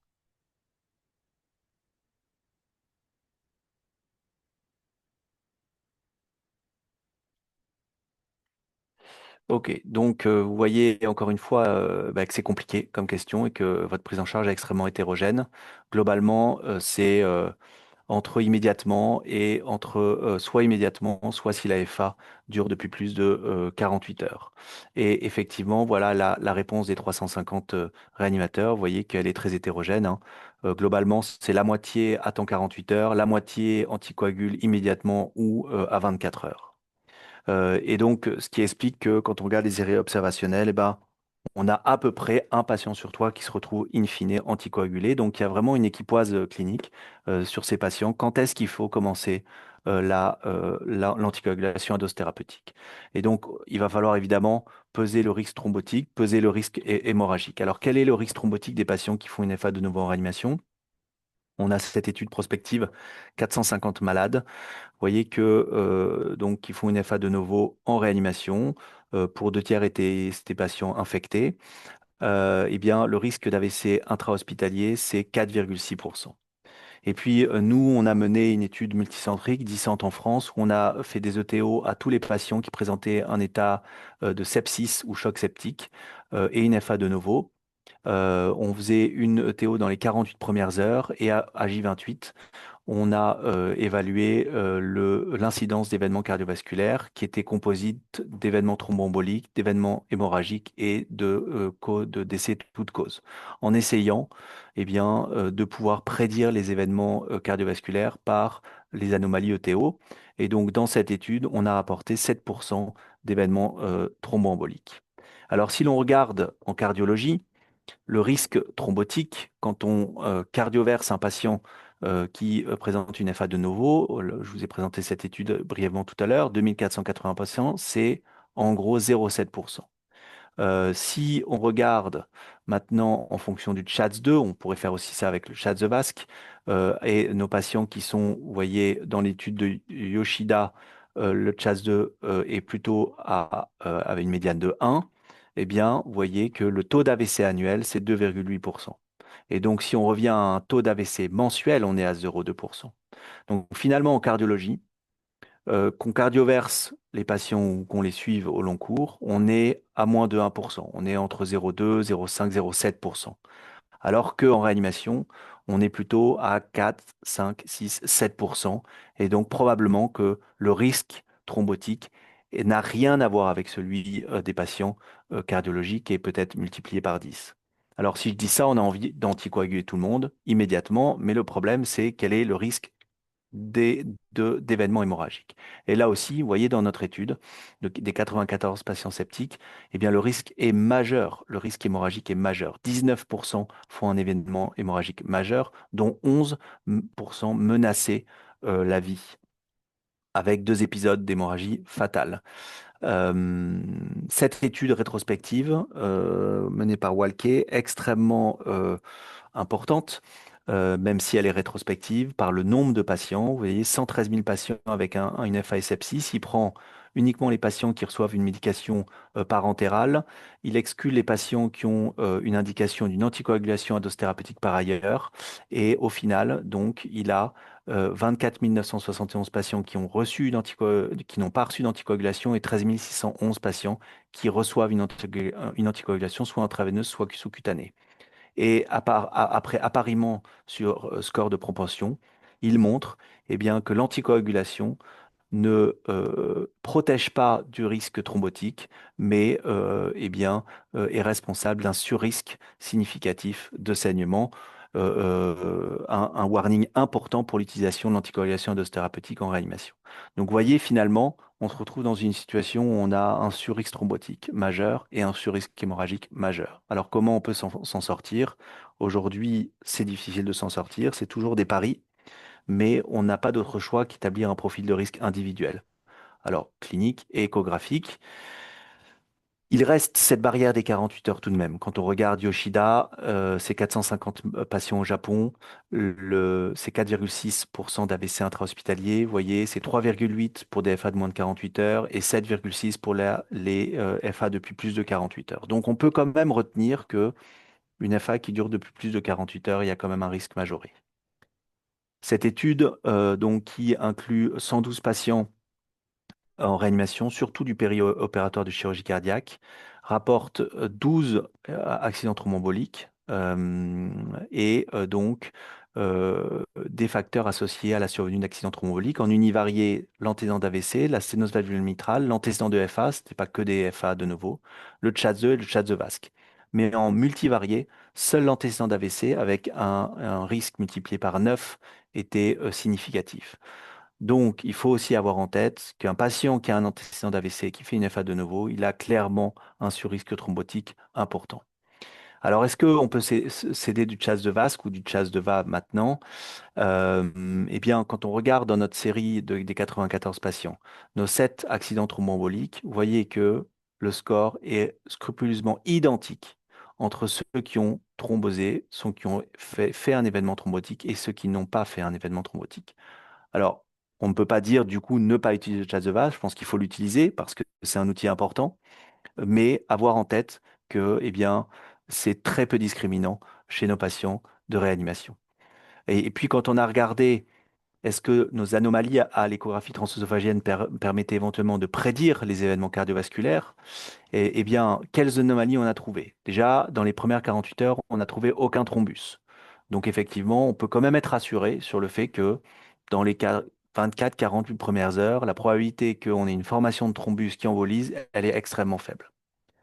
En tout cas, dans cette étude-là, zéro thrombus.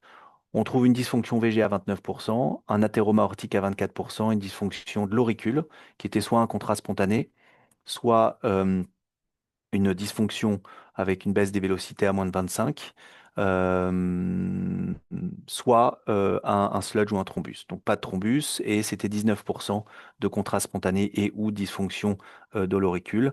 Et on voit que, eh bien, vous voyez, il n'y a que la dysfonction ventriculaire gauche qui est prédictive en univarié et multivarié ajusté sur la survenue des événements cardiovasculaires. Donc, le 48 heures, on peut l'avoir en tête. L'antécédent d'AVC, on peut l'avoir en tête, et la présence d'une dysfonction VG. Tout en gardant, évidemment, le Chas de Vasque, quand même, je pense qu'il faut l'effectuer chez ces patients. Alors, le risque de saignement maintenant, eh bien là aussi, le profil de risque individuel. En réanimation, on a une étude vieille, 1988, mais qui est très intéressante. Ils prennent 1328 patients, 138 ont fait un accident hémorragique de novo en réanimation. Eh bien, les facteurs de risque, c'était la ventilation mécanique, la dénutrition, l'insuffisance rénale, le fait d'avoir un IPP, c'est-à-dire globalement un incidence d'ulcère, et l'anticoagulation, x4 l'anticoagulation du risque de saignement. Et puis évidemment, quand c'est un patient en périopératoire, on a des chirurgies à risque de saignement majeur qui sont essentiellement les chirurgies cardiaques, vasculaires et neurologiques. Et donc, en ce sens, il est extrêmement important de discuter avec le chirurgien et de lui demander, parce qu'il y a personne de mieux que le chirurgien qui peut indiquer le risque hémorragique. C'est lui qui a fait le patient, c'est lui qui a réalisé l'hémostase. Alors l'ASBLED, tout comme le CHAS de Vasque, vous voyez, 19% dans notre étude qui ont fait un événement hémorragique majeur. Le ASBLED est scrupuleusement identique entre ceux qui ont saigné et ceux qui n'ont pas saigné. Donc certes, il faut le faire, il est recommandé en cardiologie, mais il faut avoir conscience des limites en réanimation. Et donc, si je résume là, notre balance, on a les chirurgies à risque, le patient insuffisance rénale aiguë, dialyse, attention, gros warning de surrisque hémorragique, la dénutrition, la ventilation mécanique et le ASBLED. Et donc, si l'on cumule au sein de notre algorithme hémodynamique, ce qu'on pourrait, si on y associe notre algorithme de prise en charge du risque thrombotique, on pourrait dire eh bien, que dans les 24 heures, je crois qu'il ne se pose jamais la question de devoir anticoaguler le patient, mais au contraire, essayer de résoudre par la prise en charge des triggers, éventuellement les médicaments, mais surtout les triggers, eh bien, résoudre la FA sans avoir de thérapie spécifique. À partir de 24 heures, on peut se poser la question. Je pense qu'entre 24 et 48 heures, on doit commencer à réfléchir à l'anticoagulation. Si on ne souhaite vraiment pas anticoaguler le patient et que on pense que l'AFA va durer au plus de 48 heures sans intervention thérapeutique, ça peut être une indication à rythme contrôle, comme l'indiquent les recommandations en post-op de chirurgie thoracique américaine. Et puis, donc, lorsque l'AFA est de plus de 48 heures, je crois qu'il ne faut pas avoir en tête que l'anticoagulation, elle est systématique. Bien au contraire, il faut vraiment la peser, la balance bénéfice-risque du risque thrombotique et du risque hémorragique. Risque thrombotique, donc le timing, l'antécédent d'AVC, l'AFEVG, le CHAS de Vasque. Risque hémorragique, les chirurgies à haut risque, l'insuffisance rénale, la dénutrition, la ventilation mécanique et le ASBLED. Et puis après, une fois qu'on a mis l'anticoagulation à dose thérapeutique, l'autre question qui est très complexe, c'est combien de temps on laisse cette anticoagulation à dose thérapeutique. Et donc, ce sera ma dernière question. Est-ce que vous arrêtez l'anticoagulation dès le retour en rythme sinusal? Est-ce que vous poursuivez l'anticoagulation pendant 24 heures à compter du rythme en rythme sinusal? Est-ce que vous poursuivez l'anticoagulation pendant 48 heures à compter du rythme sinusal? Est-ce que vous poursuivez l'anticoagulation pendant 7 jours à compter du retour en rythme sinusal? Ou est-ce que vous poursuivez l'anticoagulation pendant 4 semaines à compter du retour en rythme sinusal? C'est à vous.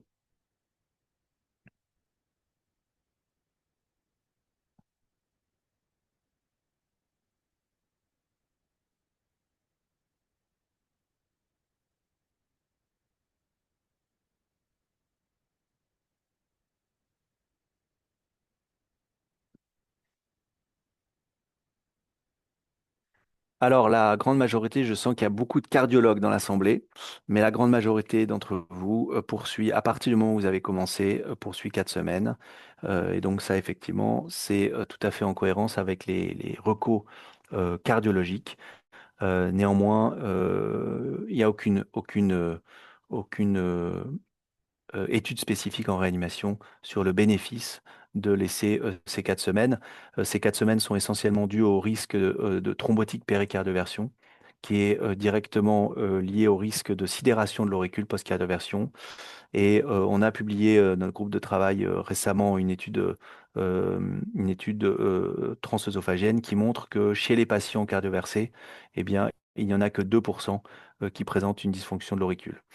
Donc, effectivement, ça laisse pas mal de questions en suspens et on est en train de travailler justement sur un protocole, un essai thérapeutique, un essai qui pourrait comparer des stratégies d'anticoagulation différentes en fonction à la fois du début et des critères de début et puis également des critères d'arrêt.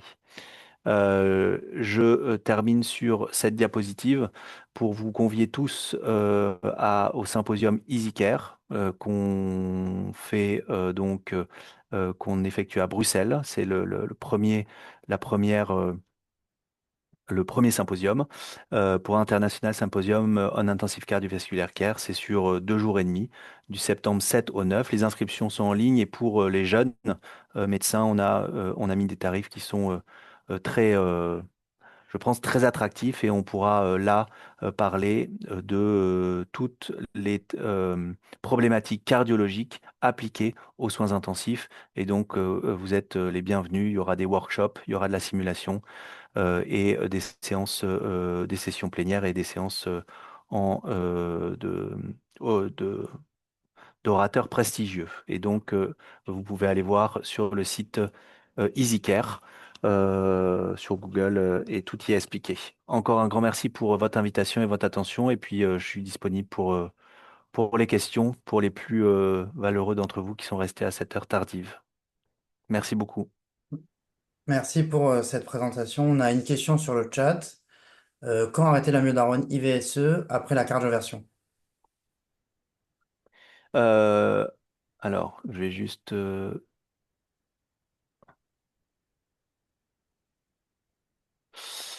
alors, c'est une très bonne question. Si on a un souhait donc de cardioverser le patient, donc en rythme contrôle, c'est un peu comme en cardiologie. C'est pas parce que le patient il est en rythme sinusal qu'il faut stopper l'amiodarone, parce que le problème, en plus, encore plus chez les patients de réanimation, c'est la récidive. Et donc, il faut, à partir du moment où on a une stratégie de rythme contrôle, faire une charge du patient.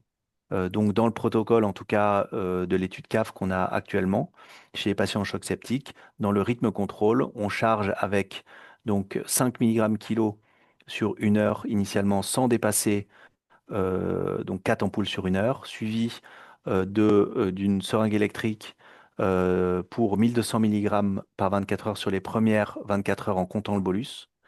À J2, J3, 1200 mg par 24 heures. Et puis ensuite, donc on passe à des 2 comprimés par jour pendant 4 jours. Voilà, ça c'est la charge sur les 7 jours. Il y a différents protocoles, hein. Il y a autant de protocoles que d'études là-dessus. Mais globalement, il faut quand même, il y a le 30 mg kilo, on peut avoir ça en tête. Mais voilà. Merci. Et on a une autre question encore sur le chat. Est-ce qu'il existe des éléments prédicteurs qu'une FA va persister plus que 48 heures? Euh, je réfléchis.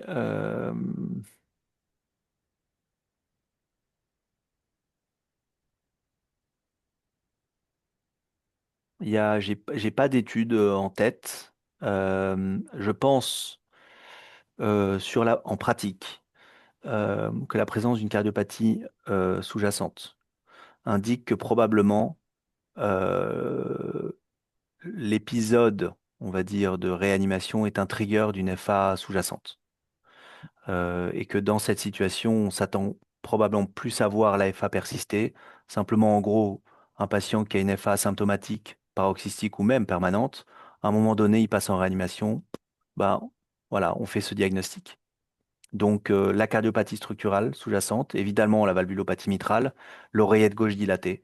Et puis, sur les facteurs donc associés, les facteurs cardiologiques, donc les post-op en chirurgie cardiaque, je pense, et puis la persistance des triggers.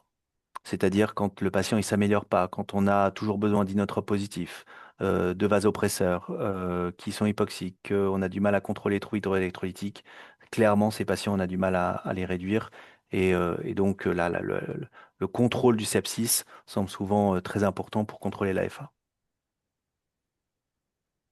Merci pour la réponse. On a encore une question de Agathe. Y a-t-il une fréquence cardiaque cible à viser? J'ai l'impression qu'on n'arrive pas à cardioverser pour la stratégie de contrôle de la fréquence. Alors il y a pas de données dans la littérature sur la fréquence cardiaque optimale. Sur les recommandations, c'est 115 cardiologique plutôt. Donc après, quand il y a les essais qui ralentissent la fréquence cardiaque dans le choc septique, notamment avec l'esmolol, dans le JAMA, c'était 95. Moi, je dirais que un patient qui est aux alentours de 115, 120, ça me semble être un bon ralentissement. On a une question, probablement cardiologue. On entend parfois qu'un passage en F1 en réanimation doit faire discuter une anticoagulation curative au long cours, devant la probabilité de récidive après la sortie de réanimation et le substrat atrial pro-arythmogène. Qu'en pensez-vous? Tout à fait. Donc, effectivement, ça impose déjà de regarder s'il y a une cardiopathie structurale. Ouais. Et ça impose un patient qui a fait une FA en réanimation, pour lequel on a en tout cas en porte d'entrée, on pourrait dire pour lequel on a effectué un traitement spécifique, qui soit un antiarythmique, anticoagulant, tout ce qu'on veut. Ce patient-là, il faut, dans le meilleur des mondes, c'est dur à organiser parce qu'ils sont nombreux à en faire, mais il faudrait qu'il ait une consultation cardiologique à 4 semaines pour réévaluer les traitements spécifiques mis en place. Je pense qu'on a tous peut-être vu, et les plus vieux peut-être d'entre nous, des patients qui ont le petit comprimé d'amiodarone qui va bien encore 2 ans après une réanimation. Il a été mis en réa, on ne sait pas pourquoi, mais on ne sait pas. Et il l'a. Et donc ça, c'est terrible et non réévalué. Et donc, sur cette consultation, eh ben, je pense qu'il faut avoir en tête et faire les scores de Chas de Vaz, Casbled, les scores les scores qui ensuite vont imposer une anticoagulation au long cours, puisqu'effectivement, ces patients qui font une FA, même secondaire, même triguée, ils ont un surrisque de récidive, ils ont un surrisque d'AVC ischémique et un surrisque de mortalité. Donc, il faut effectivement ne pas prendre à la légère un patient qui a fait une FA. Par contre, un patient qui a fait une FA qui a duré 4 heures en choc septique, qui s'est réduit, il n'y a pas de cardiopathie structurale, il a un chasse de vase qui est bas, bon, peut-être que lui, on peut ne pas le faire partir à vie sur une anticoagulation thérapeutique et le suivre. Merci. Et là, du coup, une dernière question. Est-ce qu'on peut rajouter le landiol en plus de la myodarone en IVSE dose max en cas de persistance? Et quelle est la dose max du landiol? Est-ce que c'est 40 gamma? Bah, en réa, en général, on est plutôt dans les fourchettes entre 1 et 10 gamma kilominutes, plus que dans la fourchette des 10 à 80, je crois, qui sont les fourchettes utilisées en unité de soins intensifs cardiologiques. Mais en même temps, si la tolérance est bonne, on peut monter en titration, mais c'est assez rare quand même chez des patients qui sont notamment choqués. Là, il faut quand même faire très attention. Quand on, enfin, et c'est quand même là une prise en charge qui doit être très spécialisée avec des infirmières qui savent, qui ont un protocole de réalisation du landiolol, une titration. C'est des petites doses. Je pense qu'il faut être très, très prudent. Et ensuite, non, enfin, c'est difficile de dire, mais je pense qu'il faut éviter d'empiler les antiarythmiques chez des patients qui sont en réanimation et qui sont extrêmement fragiles, parce qu'il y a des risques majeurs secondaires et notamment de troubles conductifs. Donc je pense qu'il y a un gros risque quand même à empiler l'amiodarone intraveineux ou même entéral et le landiolol. Maintenant, quand on est dans une situation, faut, à mon avis, si on a besoin pour ralentir de l'amiodarone IV, ça marche pas, l'esmolol, etc., ou l'andiolol, il faut se poser la question sur la persistance du trigger. Ouais. Et vraiment aller à fond dans la recherche du trigger, le sepsis, il y a quelque chose qui va pas, quoi. Ok, très bien. Bah, merci pour cette présentation et Merci à vous. merci aux trois présentations qui ont été faites aujourd'hui. Je pense qu'elles ont aidé pas mal, du coup, les MIR, les MAR et les cardios qui étaient présents avec un fort taux de participation. On était 140. Je sais pas, Louis, si tu as quelque chose à rajouter. Non, merci. Merci à tous de votre présence. Merci aux orateurs pour ces topos extrêmement clairs. Je rappelle pour ceux qui ont loupé tout ou partie du topo qui sera disponible sur notre chaîne YouTube en intégralité. Et je remercie nos partenaires, nous à Langemier, Viatrice et LAPA, qui nous permettent de continuer à organiser ce genre d'événement. Et je vous souhaite à tous une bonne soirée. Merci à tous. Merci. Merci beaucoup.